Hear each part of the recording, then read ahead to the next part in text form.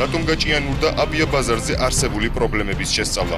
ავიაბიზნესში არსებული საკითხების შემსწავლელმა კომისიამ მაისის თვეში ჩატარებულ პირველ სხდომაზე რეგულაციების დახვეწასა და სხვადასხვა ქვეყნებთან ორმხრივი ხელშეკრულებების რატიფიცირებაზე ისაუბრა. ავიაბაზარზე არსებული საკითხების შესახებ მეორე სხდომა მაისის შემდეგ არ ჩატარებულა. კომისიის წევრი აირზენას გენერალური დირექტორი ტევესამთან აცხადებს, რომ სხდომა სავარაუდოდ სექტემბერში გაიმართება.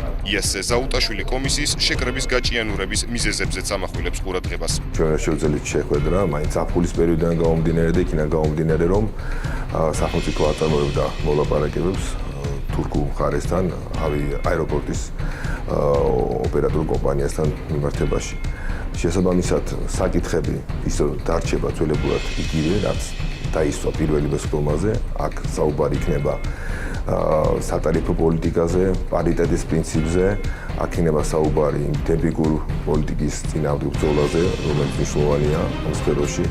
აქ იქნება საუბარი კი აეროპორტის ხამის რეისების დახურვის თემასთან მიმართებაში და სხვა საჭირო პრობლემებთან საკითხებზე. ეკონომიკის მინისტრის მოადგილე ნათია მიქელაძის განცხადებითაც ავიაბაზარზე არსებული საკითხების შემსწავლელი კომისიის სხდომა სექტემბერში ჩატარდება. მისი თქმით, პირველი სხდომა ზოგადი ხასიათის შეხვედრა იყო. მეორე სხდომაზე კი იქნება ავიაკომპანიების მხრიდან დასმული კონკრეტული საკითხები განხილული.